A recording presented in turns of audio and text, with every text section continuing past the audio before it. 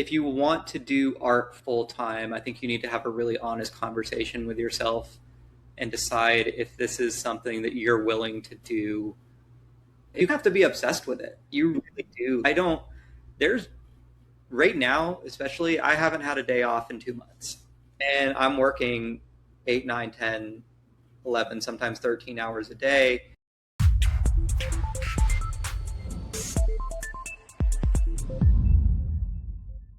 Welcome back to the Falls Home Front, where Wichita Falls leads in North Texas real estate, business, and life. I'm Tim Lockhart, and today we're stepping a little outside the traditional real estate conversation. But honestly, this is what makes community worth calling home. Because real estate isn't just about houses, it's about people, culture, and the kind of place you're building your life in. Today I'm joined by David Baker, a Texas-based graphic designer and muralist with a background in communication design from the University of North Texas. David's worked at a high level, serving as a creative director and designing campaigns for major brands like TikTok, Cece's Pizza, Major League Rugby, and Tiff's Treats. But what I really appreciate is how he's bringing that creativity back to the local level, organizing art festivals and building community through his business, North Texas Makers. Today we're talking about creativity, entrepreneurship, and how art and local culture play a role in shaping the community. David, I'm glad to have you on the show. Excited to be here. Thank you. Can we start with some of your background and how you got to where you are and the path to becoming a creative entrepreneur in Texas? Yeah, sure. So I was really fortunate to grow up with multiple career creatives in my family. So this whole idea of you can't make it as a creative was never like something I ever worried about or really ever thought because I saw both my mom and uncle doing it full time. And so I think I got my start in the kind of creative space at a really early age, hanging out with my mom as she sold paintings at art festivals. And when she would go off to go hang out with her friends or visit the other booths, I would sit there and pretend that I was the artist as like a little 10-year-old, try to sell my mom's paintings. And, from there, I think I really just got a little bit of both my parents' brains. My dad's an engineer and my mom being an artist. I combined those two skill sets and landed in graphic design or going to school for graphic design. And I was really given the opportunity to either go to school and kind of have the traditional design background or do an understudy with one of my mom's fine art friends. And I really wanted that college experience. So I landed at UNT and the doors just kept opening from there. Yeah, that's great. And then you started with agency work with massive brands and then shifted to running your own design business. How did that shift happen? Yeah, I mean, I think I was fortunate and also unfortunate to graduate in the time that I did. UNT's program is hyper competitive. I started with about 150 students and graduated with 30 to 40. So they really only allow the best of the best to make it through this program. And because of that, it took me a couple extra years to graduate because I had a lot of like skill building to do to get to that kind of elite class of top students there. But when I did graduate, I had the extra years allowed me to really improve and put a pretty cool portfolio together. And before I graduated, ended up at an agency called Three-Headed Monster, working full time for them, or started part time and then transitioned immediately full time, basically in the same week that I graduated, and was getting to work on some pretty cool campaigns there. So I, would have graduated right in the heart of the pandemic initially, but the 2 extra years allowed me to skip those pandemic years. But unfortunately, the tech layoffs were happening immediately after all of that. And so I left the agency because I was their newest hire. And the creative director that brought me on, clued me into the fact that it was probably time to start putting my resume together because layoffs were coming. And so I jumped ship, took a job that was also affected by the tech industry, was only there for a couple months, and then just decided and that was for an events company. And after that, just took up contracting because it was more lucrative, allowed me to kind of do what I wanted to do and work my own hours and do more creatively, take on more murals. And yeah, so that's kind of how that transition happened. Just economy and layoffs forced me to go out on my own, and it ended up being a pretty beneficial for me there. Oh, that's good. Yeah, so when most people think about an artist or creating a career as an artist, they may not truly understand what goes into that. From a business perspective, what is a daily reality of being a working creative in that space?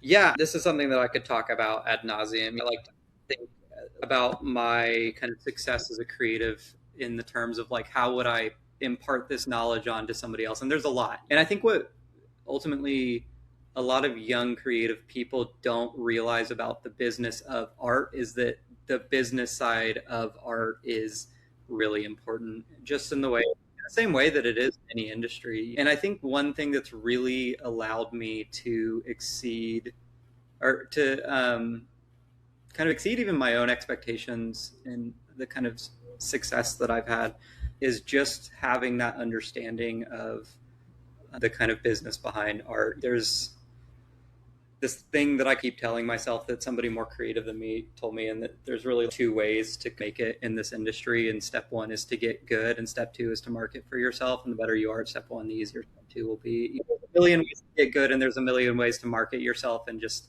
I think, without getting too in the weeds, that's the overarching principle of the business of it. And really marketing for yourself, networking, getting your name out there, unfortunately, sometimes takes more time than the actual creation side of it. And then in addition to that, just negotiating and writing contracts and getting gigs, that takes up a lot of time, unfortunately. And I think I probably do a little bit more of that than I do of the actual creative side of things, which isn't my favorite, but still kind of part of the game and part of the fun. Yeah, no, that sounds important.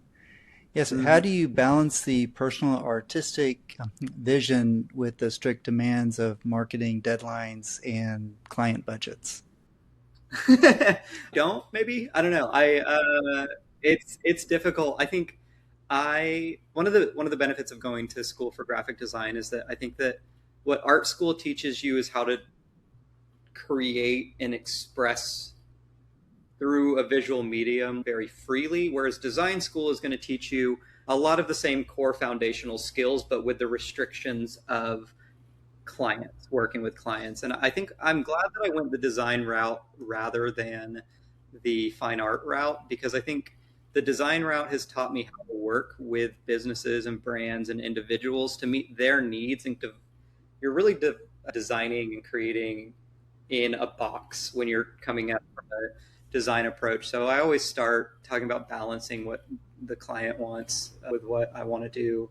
I really start by just getting as much information as them from them as I physically can, and then setting rules for myself to create beneath. So yeah. Oh, yeah, that's good. Yeah, so murals is one of the things that you have been doing. How did you get into painting those larger scale murals? Yeah, it's a pretty cool story, and I think one that I'm noticing is maybe how a lot of muralists get into it. Is I was working at the service in the service industry, and the place I was working at, or I was working my way through college in the service industry at a brewery, and the brewery I was working at had a bunch of white spaces, and after bugging the owner for forever to let me paint on the walls, he finally let me paint on the walls. But the pandemic actually played a pretty crucial role in that my boss got the payroll protection program, and we could be open because we're a brewery space. And so nobody was coming by. We were making almost no money. I was basically working for whatever people gave me in tips that day and extra pay because I was so desperate for an income. But when we got the payroll protection program, he was basically like, David, I've got 9.50 an hour to pay you to do something. Nobody's here.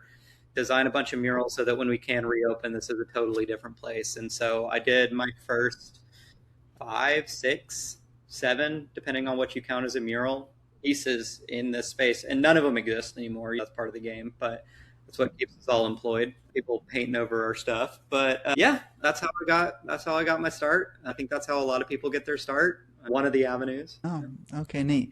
Yes, how do you see the murals as far as affecting the public space, the feel, the culture of the property? Man, it's really cool. I think people don't realize how important public art really is, both from a cultural standpoint and an economic development standpoint. At my day job, I handle a lot of the kind of, I'm an artist for my day job too, but I also work for a local government, helping them with branding and design and marketing, and I do a lot of murals and stuff for them too. And that's really opened my eyes to like the impact that art as a whole can have on a community. And it really does two things. Like one, simply by painting a bunch of murals in one area of, let's say, a downtown area, you're increasing the value of that area exponentially. And the great part of that is that it drives traffic to areas that you want to have traffic. The flip side of that is that it's a way to gentrify neighborhoods overnight, which is using art for bad, in my opinion. And these mural festivals specifically are a way to drive like huge economic change, for better or for worse, to an area overnight or in the course of a week. So practically speaking, it's a great economic driver. So there's financial incentive for local governments to incentivize creativity and artwork, and they also provide a lot of new jobs and businesses for people. I've got multiple people that I employ under my umbrella on jobs that I can't complete on my own. I've got a welder that I'm paying to build sculptures for me right now. There's really a lot of economic incentive in the arts, but there's also like this kind of cultural value to it as well, that art can really be a statement for the cultural values of an area. So if you're in a historic district, painting something that pays homage to that historic district is a way to solidify that culture of a place. But it also is a great way to just help local businesses too, get more eyes on them. Every single business I do a mural for sees an increase in traffic to some extent, especially if you're like in a space that just looks like a blank wall, something you might walk past otherwise, and then boom, you've got a big mural out there. Suddenly everybody's looking at your wall, and then by proxy looking at your business and your building. So there's a lot of great incentives for it. It's a really great way to build wealth in your community, to pay artists, to create jobs, and add value to the culture of wherever you're doing them. So I think there's a million and one ways that they're awesome. Some ways that they can be bad, but yeah, it's a great thing. Oh, that's great. Yeah. So, what is kind of the difference that you have seen between designing a digital ad campaign and painting a large physical mural for a physical space? Yeah, one of them's way less sweaty of a job.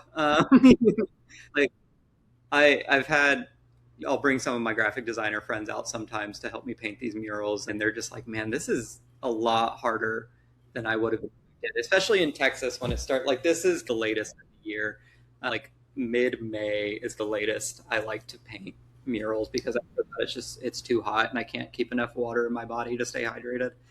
So I think that, but in that way, like that's the most enjoyable part and why I prefer murals over working on ad campaigns, because I think the murals allow me to be selective with the people that I work for, because I do some of the ad stuff and graphic design stuff for more of a daytime gig, which puts me in a position to not need to rely on the murals to make money, which I mean is nice because I'm probably making as much on the art as I am at my day job, both of which allow me to be exceptionally creative, but one kind of provides that security.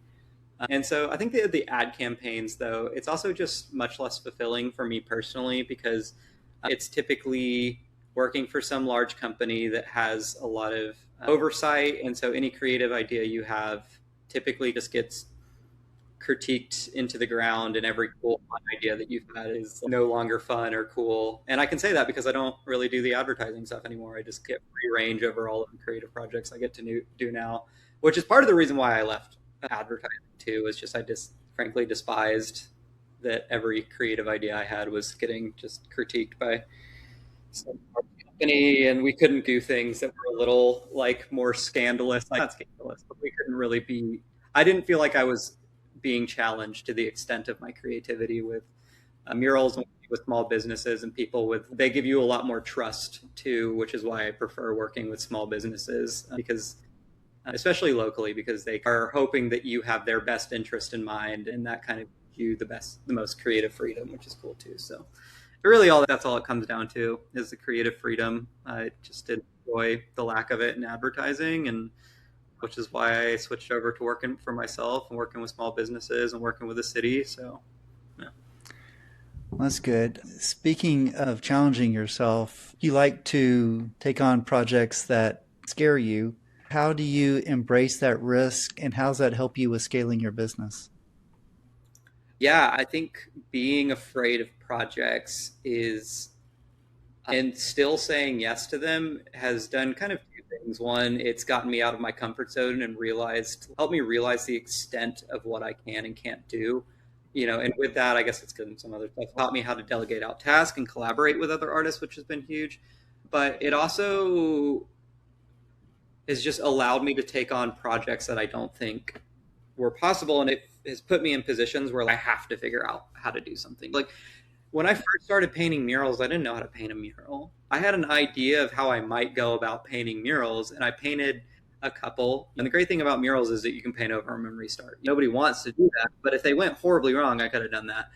And being afraid of these massive scale projects, but knowing that I had the willingness to sit down and work on it until it was good, taught me how, practically speaking, to paint murals, but also gave me a lot of confidence and really laid the foundation of my creative career and helped me build out a portfolio of large scale, impressive work that gets me more and more work. Really, every mural I do leads to another mural, and it just ramps up the more you do them and the better you get. But it's also opened up other avenues to explore other creative options, like running the art festivals or working on some of the large scale projects for the city, and just having this attitude of like, this is freaky, but I'm going to figure it out and it's going to be okay and I'm going to work on it until it's good. Yeah, that's not just limited to the art or creative space. All of us have times we need to step outside of our comfort zone and expand that comfort zone as much as we can. Exactly. Yeah. It's a good lesson too.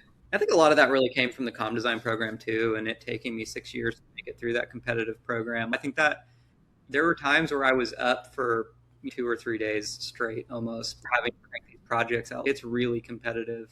It showed me that this is how hard I'm capable of working. I don't want to ever have to stay up for 3 days again, but like I probably couldn't now. I was much younger then, but yeah, I think that's part of it too. It's just like knowing when something is good and being willing to work hard until it is good, I think is a really important lesson that taking on scary projects has taught me too. And that's extended out to a lot of other portions of my life, which has been really great. Oh, that's great.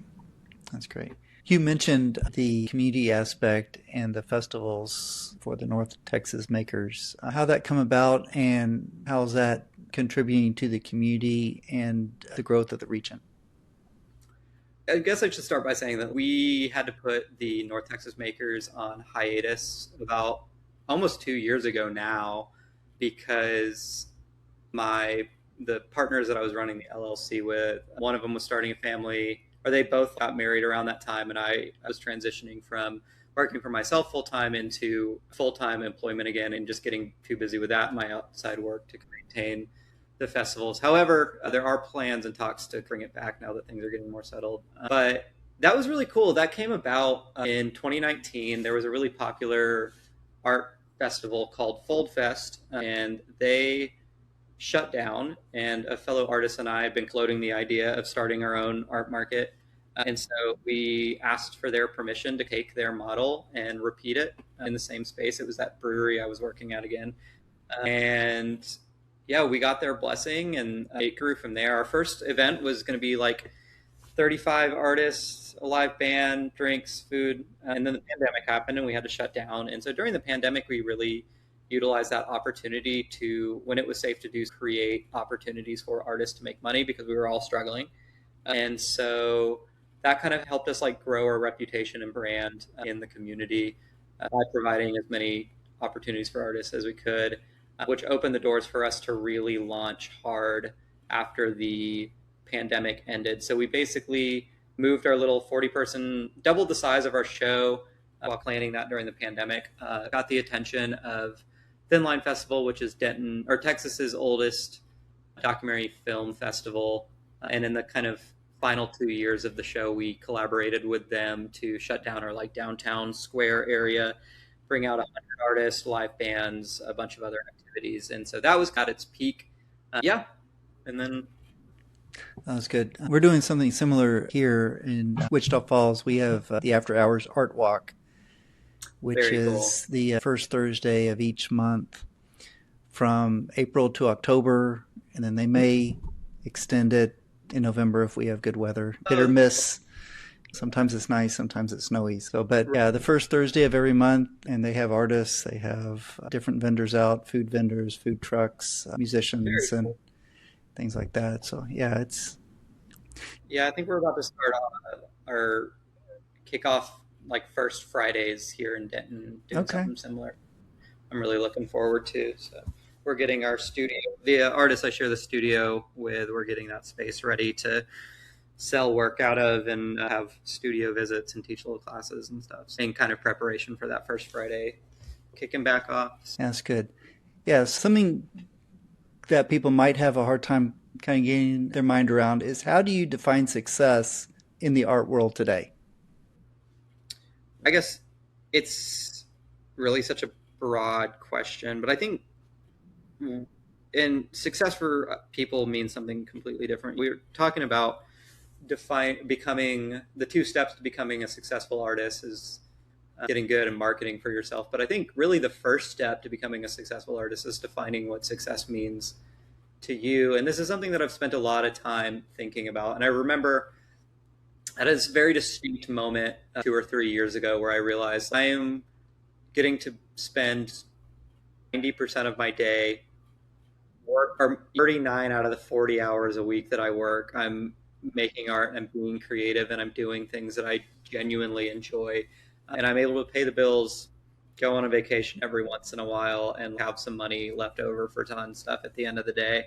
And like realizing at that moment, like, oh, I think by my own metrics of just being able to have a nice, simple little life and provide for myself and my partner, like that yeah, by those markers, I'm a successful artist. And I think I'm really fortunate to be in a position where like I'm able to pay the bills doing what I love. And like the bare minimum, I think that's really all I could ask for. But even if I wasn't getting the bare minimum, I'd still be creative and I'd still have this big part of my life that I like to say that like with or without the money, I'm going to be making art. Like everybody could decide that they hate it tomorrow, and I'm still going to be sitting here painting, working on silly little projects and doing whatever I do. But the pay is nice because it allows me to do bigger and better projects and fund some things that I want to do myself and more time, resources, and energy into my own business and reap the rewards from that too. So, yeah.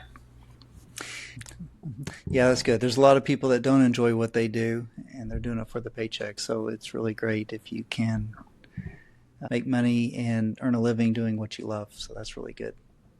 Yeah, that's great. And I'm at the point too, man, where I'm like, I could probably not make any more money for the rest of my life, live as I'm living now, and continue to do what I love. I could probably make a little more money doing something else or moving up in the kind of programming art world, which I think would be fun. I really enjoy. I get to run larger events than the one we were running before, which I really enjoy. But at the end of the day, I'm pretty content where I'm at. I don't need any more than I have. So I think if this is the baseline, I'm pretty content. That's a good place to be. Yep. Yeah, so for people maybe thinking about career choices and as maybe thinking about being an entrepreneur in the creative space, what advice do you have for them? I mean, it really depends on which stage you're in. Like I said, I think I see a lot of, again, it all ties back to the getting good and getting out there. I think that if you want to do art full time, I think you need to have a really honest conversation with yourself and decide if this is something that you're willing to do. If you have to be obsessed with it. You really do. I don't, there's right now, especially, I haven't had a day off in 2 months.